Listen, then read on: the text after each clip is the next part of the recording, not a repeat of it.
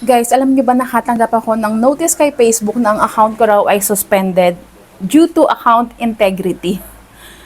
Grabing nakaka-stress. Last week lang, isa kong account na suspended due to fraud naman daw. So, ganun pala yun ngayon. Kapag yung isa mong account connected doon sa isa mong kapatid or sa kaibigan na merong previously na-suspend ng account, pwede kang madamay. So yun nga, nadamay yung isang account ko last week na ginagamit ko sa pag-a-ads. And then, this week naman, itong account ko na personal naman ang nasuspend. So very, very, very, very, very stressful ako talaga.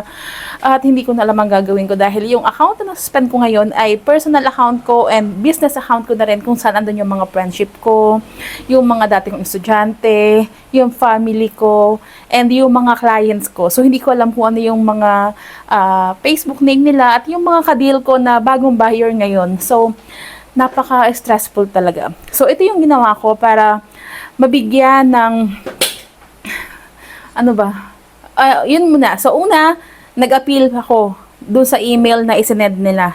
So, ito yun. And siya, nag-email sila ng ganyan, action needed on your Facebook account, etc. Suspended dahil sa account integrity. So, ayan, nag-appeal ako niyan. After ko mag-appeal,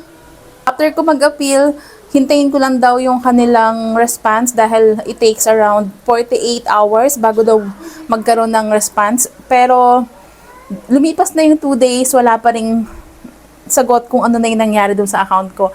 Nag-worry ako baka marami nang nag-PM na client at syempre, marami akong kadil. Baka mamaya isipin nila ay ibinak ko sila, 'di ba? So, humanap ako ng paraan, nanood ako sa mga platform, online platform para makapaggawa ng paraan at maayos itong problema ko ngayon. So, ito yung mga nakita ko, guys, ha.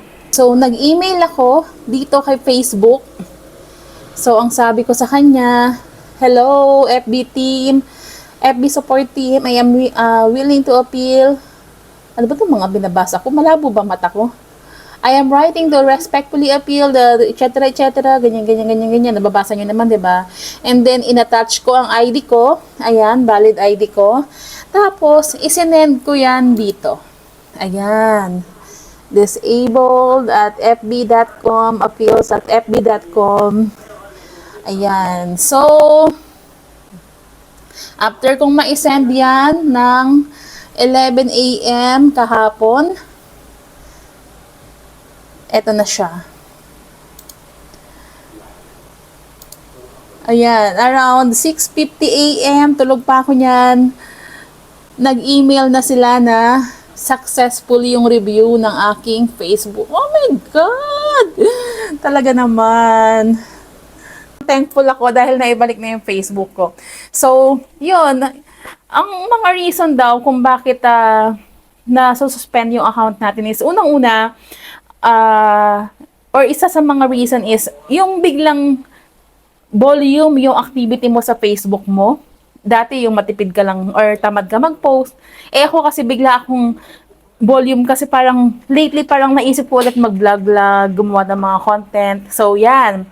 Tapos, ang activity ko pa na ginagawa na same doon sa una kong Facebook na na-suspend ay nag-join ako sa mga groups and nag-post ako, nag-share ako ng mga videos ko doon. Yan, possible din yan. Pangatlo ay, meron kang kamag-anak na nasuspend yung Facebook mo sa family ninyo, pwedeng madama yung account na yan.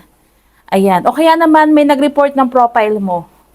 Although hindi mo makikita kung sino yung nag-report ng profile mo, pwedeng reason din yon. And marami pang ibang reason kung bakit. So, yun, i-review naman nila yan kung pwede pang bumalik yung Facebook mo. And to God be the glory na okay yung Facebook ko. Thank you do sa post sa TikTok. I-try kong isend yung or ilagay dito kung andito pa yung screenshot ng name kasi parang ang na-screenshot ko lang is yung steps kung ano yung gagawin. Pero thank you very much sa mga concerned citizens sa Facebook, sa TikTok na nagpo-post regarding this matter. Merong mga nagpapabaya doon, meron din namang mga very, very mabait na libre, ha? So, search na kayo sa TikTok on how to appeal and how to activate your Facebook again. So, thank you very much for watching this video. Paki-like naman, paki-share, and paki-subscribe na rin ang aking account. Ako to, si Shine.